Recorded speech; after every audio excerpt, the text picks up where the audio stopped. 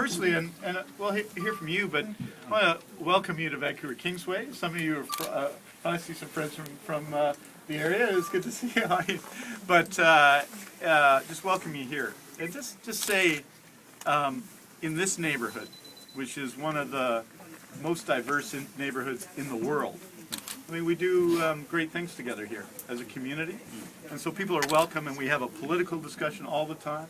The local school, the closest secondary school from here, Windermere, has... Windermere, yeah! Windermere, let's speak Windermere rules. It's true. You're encouraging them to skip school. Now, I'm gonna hold Ben. I'm gonna hold Ben personally responsible, but for that part of it. But the truth is, they do. We've got some of the most interesting programs on the environment, led by students in our community, about local food and one of the most diverse schools in the world. And I think it speaks well of our community. So you're welcome here in this discussion, and I'm glad you're here. I'm glad you've come. And I don't have many demonstrations at my office. Yet. Hopefully you will. Well, I expect, depending on circumstances, there may be more. But I always welcome it. It's a good debate, and I really thank you for coming. Well, why don't you talk about having an exchange? Sure. Well, first of all, I just want to thank you for opening your door and inviting us in. Of course. These actions, of course, are happening all across the province today. Yeah. And I'm not sure how many different offices are being opened up, but I think it speaks volumes that you're listening to people, that you're opening the door. So first of all, I just want to thank you for that. Everybody say thank you. No, thank you for coming. Thank you for coming. It's great. The main reason that I thought it was important that we appear at everybody's office today, not just the party that's in power, but also the leader of the opposition, yourself, is that we wanted to talk about sort of how important this issue is to all British Columbians. And I'm sure you're well aware of it, and you hear about this from folks all across BC. Yeah. The issue that is really top of mind for me is the Kinder Morgan pipeline. We've heard so much about the Enbridge pipeline, and for good reason. I mean, it's a horrible idea, and once again, I want to say thank you for the strong position that you guys have taken opposed to the Enbridge pipeline. Yeah. And also, we're very happy to see that that you're taking back control of the environmental assessment process, which will be the tool that could be used to stop the Enbridge pipeline or the Kinder Morgan pipeline. I guess really what we're hoping is that we can ask you to take a step further and take a serious look at this Kinder Morgan pipeline. From our perspective, we saw the submission that you made to the Joint Review Panel process around the Enbridge pipeline, which had a lot of emphasis on Dutch disease and sort of the impact on the government on Canada's economy. If we become sort of a major exporter of tar sands primarily, and don't have a more diversified, value-added kind of an economy. So I guess I'm just wondering if you see any difference really between the Enbridge pipeline and the Kinder Morgan pipeline, and sort of what would need to be the sort of the case made to kind of take that further step to take a strong position against Kinder Morgan. Well, the first thing to say, and apologies because we've got lots of people here, and so I'm going to try and talk loud. I hope everyone can hear. First thing that's interesting about Enbridge, and lots of people say that's over. I don't think it's over. No. Right? And I think we got to be. And they applied, remember, in May 2010. Yes. And Kinder Morgan hasn't applied yet. So people ask the difference. That's the principal difference in my mind. Right. One is not an application before us, the other is. Right. But one of the things that's really important, and it speaks to this demonstration today, I mean, there's been a lot of talk by Mr. Oliver and others about influence on this issue. But what happened on Enbridge, was that the issue went to the Northwest. Right? I mean, if you look at public opinion research in February and March, a majority of people, when we took our position on Enbridge, a majority of people said they supported the pipeline, but there wasn't a high public knowledge of it. Right. What happened on Enbridge was that local people, and Robin Austin's one of the MLAs was here, local people got involved in the debate. I mean, I went up there, other people went up there, they were all involved in the debate, and their voice was heard. And so if people think that it's someone from New York or Los Angeles that's influenced this debate, people who changed the Enbridge debate were people in the northwest of British Columbia, the Haisla Nation, right? And others in that region who took a strong position, right? So people have to get involved in the debate. And so my position, and I appreciate the support you gave to it when we did this, was that we right now we have a position the government has a position that the decision the federal government make will be the decision the provincial government makes. I don't agree with that. There's an equivalency agreement. We have to pull out of the equivalency agreement. And that's the basis of action on both Enbridge and on Kinder Morgan. And there aren't going to be any special deals for anyone. The distinction I make, and it's an important distinction, and it's not one you're going to be entirely happy with, is that they haven't applied yet. Yeah. And so, in principle, as someone who might hopes, it'll be up to the voters, and we'll see what happens. The NDP's won 3 out of the last 21 elections, so we'll see what happens. Better record than the Canucks. But if we're coming in, everything we do has to be consistent with actually taking action as a province, right? And so I am seeking and have sought advice from on legal questions and taking the stands we've taken. As you know, Murray Rankin, who's an outstanding lawyer, has led some of those efforts, but a number of environmental lawyers involved with the community have advised us on that to make sure we're doing the right thing. Because I don't want, in searching the politics of this, to not do that. But my position is clear. No special deal for Enbridge. They're going to have to, this issue is going to be decided in BC. No special deal for Kinder Morgan. This issue will have to be decided in BC.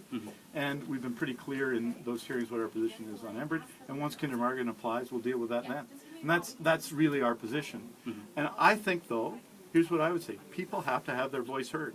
What changed the Enbridge debate, what changed it in BC, was people. It wasn't politicians. It wasn't me. It wasn't the Premier. It wasn't the major environmental groups. It was people. Yeah, absolutely. And so I think it's great you're here, and I think you got to stay involved in these debates. Your voice has to be heard, and I encourage that and support that. And I will always be available to meet, right? Always be available to meet and engage in that discussion with you. But I think it's very, very important. So that's kind of where we're at. And I think for us, we've got to understand. I mean, the Enbridge application is before us. It's not in our economic interest. It's not in our environmental interest. And people have spoken very clearly to that. And we have a right to make these decisions in British Columbia. Just as the Alberta government in a democracy has a right to make its decisions about what happens in Alberta, and there's a healthy debate in Alberta about those questions, we have that right in British Columbia, and we're going to assert that right. So thank you for that.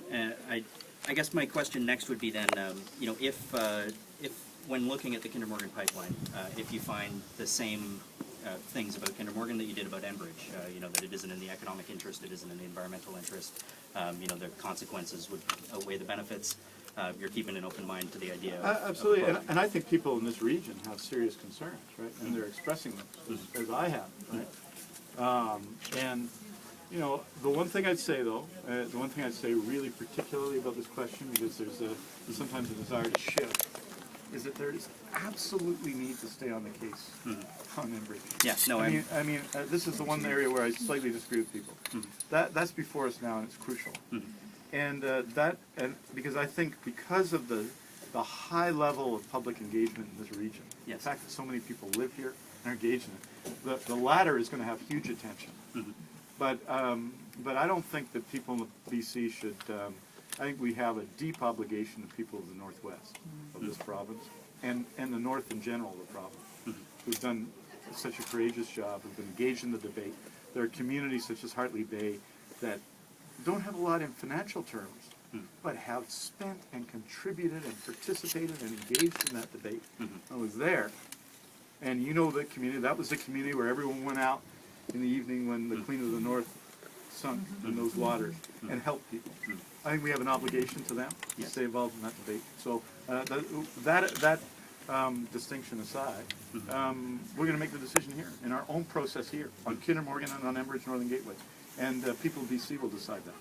That's great, thank you. Well, I mean, basically, I'll say one last thing and then I'll let you talk. Those look fantastic. They do. Now, you see, here's my one problem, as you know, is I have type 1 diabetes, so I can't go down there. I'm not suggesting you brought them there, just to torment me, because they look fantastic. We got those, and we got samosa, and please try the chai tea. Please stay around. Let's talk for a little bit.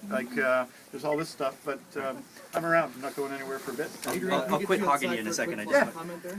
With the media? Yeah, would you mind? Should I talk to the media? Happy to talk to the media. A little easier outside, probably. You think easier outside? Okay, well, we'll do that in a second. But, Let me say one last thing. if you want to come up, we can do it in here. I don't mind. Whatever people think. Is that all right? Yeah. Is that all right? I'm happy, but you got to give the media wide berth here. You got to let them come in. I just wanted to say one last thing about what you said, Adrian. Sure. Go ahead. Then I'll Come stop, on in. stop Welcome. hogging your time. Sorry about that. We'll No, just that's bring you in. fine. I just wanted to say that I'm really glad to hear you say that that you're not giving up the fight on Enbridge, because we've been hearing a lot that this project is dead, and of course it's not. I mean, this company's got billions of dollars at stake, and they're going to keep working on it. The reason why we're trying to put some emphasis on Kinder Morgan is we're just worried that they're going to kind of sneak through the back door and be seen as kind of the better alternative to this very unpopular project. Don't you think you kind of dealt with that question on Monday? Well, I'm glad you think so, and and there's going to be more where that came from, for sure. Look. These are the reason I don't think ultimately BC should have handed over to the Prime Minister our jurisdiction is that people in BC care about these things, and I don't think anybody should be afraid of the debate or afraid that there might be people who support it or have that discussion. We have to have the discussion in public. That's how we do things in a democracy, and so I encourage you to stay involved. I really encourage people to stay involved, and that means asking questions in a persistent and respectful way, I think, of one another, of the principals involved, of the companies involved, of the politicians involved, of one another. And everyone should be engaged in that. And we should all be forced to deal with our issues. For example, senior officials of both of Enbridge in particular have been quite critical of all of us for our carbon uses as people.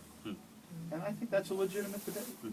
Like, we're all responsible, and there is a tendency when we're facing this matter to look for bad guys, And from different perspectives, different people are bad guys. Some people in some parts of the debate think it's the environmental movement, and other people look at other parts of the debate and think it's companies. We all have an obligation to be part of this, right? And that includes me. I don't hide from it, and I'm never going to hide from it. And doesn't mean people are always going to agree with me, but they're going to know what I think. Well, appreciate you opening up your office. Thanks. Of course, anytime. Now, what we have to do is we got to be really quiet because the media's here. No, sound is good.